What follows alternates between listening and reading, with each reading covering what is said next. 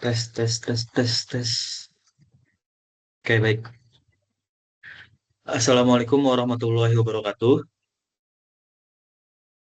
Perkenalkan, nama saya Muhammad Furqan Maulidi.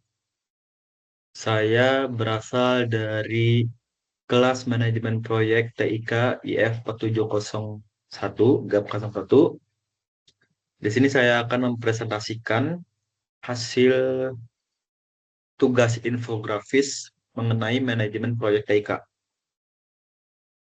Apa itu manajemen proyek TIK?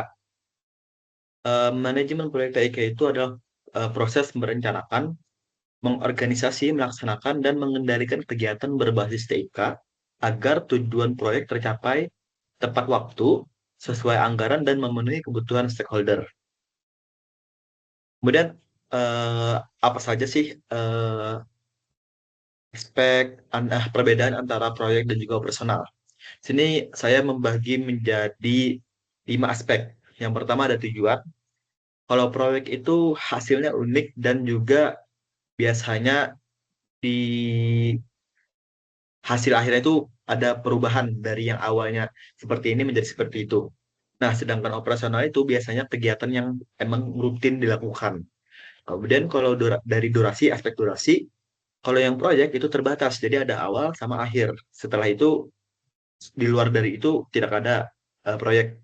Kemudian untuk operasional itu biasanya berkelanjutan atau bisa dibilang tiap hari bahkan tanpa adanya deadline gitu. Kemudian aspek fokus, kalau proyek itu fokusnya di inovasi dan juga mencapai suatu tujuan. Sedangkan operasional itu fokusnya biasanya lebih ke maintenance atau pemeliharaan sistem.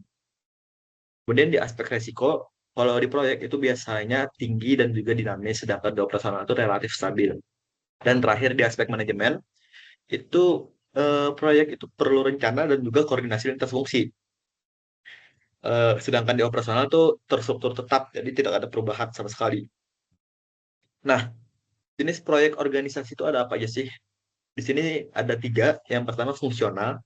Fungsional ini proyek itu bakal dijalankan dalam struktur departemen atau terbagi lagi menjadi spesialisasi-spesialisasi yang ada gitu. Jadi anggaplah dalam suatu perusahaan itu tiap divisi ada divisi dan itu mereka punya peran masing-masing dan mengerjakannya sesuai peran tersebut.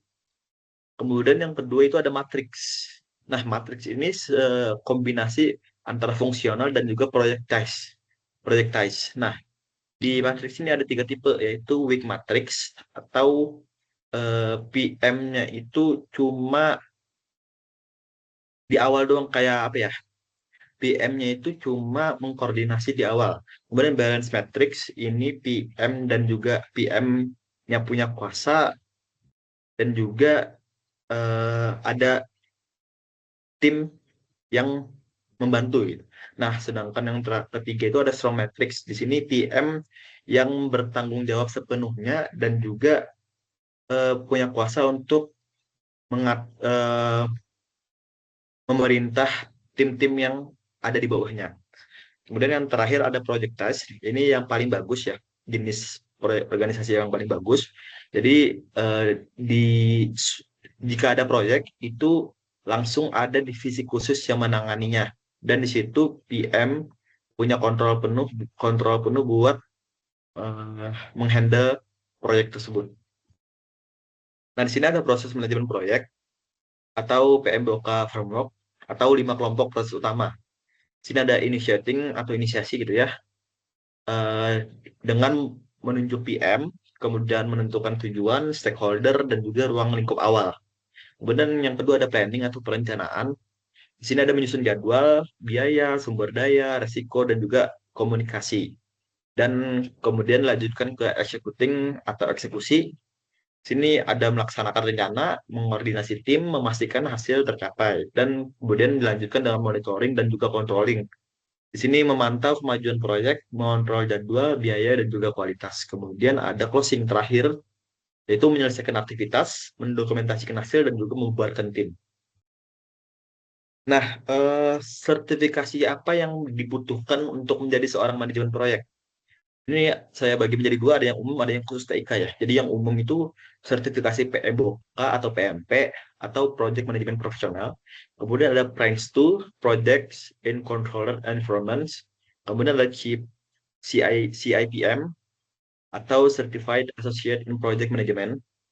Kemudian yang khusus TIK-nya itu dibutuhkan Microsoft Solution Framework atau MSF. Kemudian ada CompTIA Project Plus dan juga ada Agile atau Scrum Master Certification.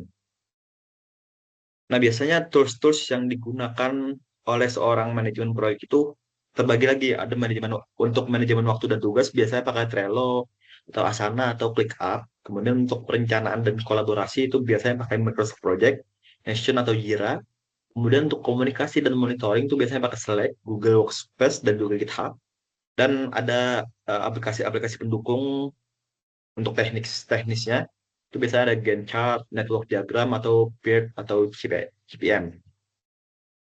Nah, jadi kesimpulannya, manajemen proyek TIK ini tidak hanya soal teknologi, tapi juga mengelola manusia, organisasi, dan proses agar hasil inovasi sesuai tujuan bisnis dan kebutuhan stakeholder. Ya, seperti itu kurang lebih yang bisa saya sampaikan terkait infografis manajemen proyek TIK yang bisa saya bikin, yang sudah saya bikin. Mohon maaf apabila ada salah kata. Sekian, wassalamualaikum warahmatullahi wabarakatuh.